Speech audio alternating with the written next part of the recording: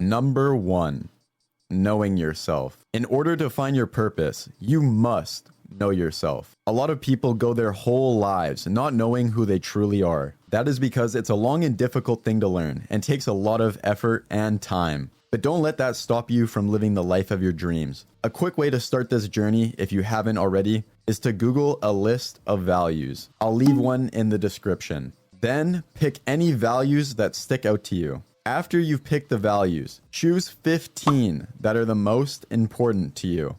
After that, remove more and more until you only have 5 left. After you're done that, try to figure out why certain values stuck out to you and why you chose certain values over the others. You have now laid out the groundwork for finding your purpose. But keep in mind, this is a lifelong journey and will not be done overnight. Now that you have an idea of what you value in life, it's time for the next part. Your life, as much as possible, should be in line with these values. For example, if you have knowledge as one of your core 5 values, but spend every day on the hub and playing Fortnite and diving into a bag of Cheetos like an Olympic swimmer dives into a pool, you will almost guaranteed feel lost and unfulfilled in life. But that's not to say that every day of every second you need to be learning something new either. But you should be aiming to incorporate these values into your life as much as possible. This is also true for the opposite of your values.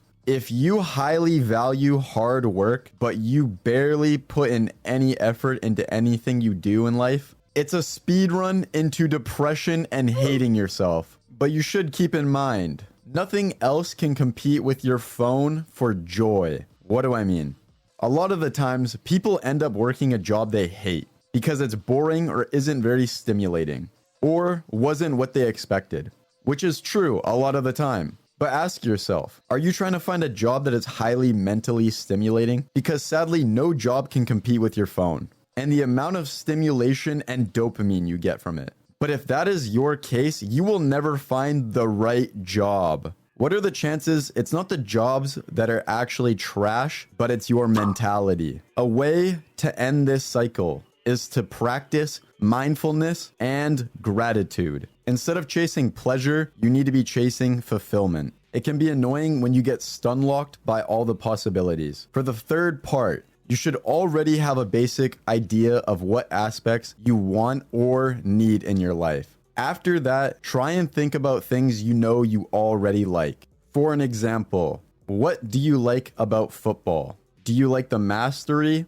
the athletic, the community, the team building, the discipline? What is it that stands out the most to you? And what is the common denominator? Which values keep coming up? And if you don't know or have any major interest in life, you should try to develop hobbies or skills based off the previously mentioned values.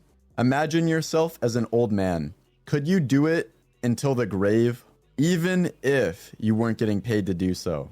If the answer is yes, then it's a good indicator that you get a deep sense of fulfillment out of it. But don't confuse fulfillment with pleasure. It's possible to have pleasure while doing something fulfilling in life. However, if you only chase after things like money, women, power, you will no doubt find great pleasure from this. But almost everyone that chases this will end up hollow inside and feel like something is missing in their life. As long as you live a life of hedonism, you will not find peace in your lifetime. Because the peace you are looking for will not come just from your external world, but mainly from your internal world. I can't tell you which passions to choose over others and why. However, I can say that these things will take time. Keep your head up, King. Your crown is falling off.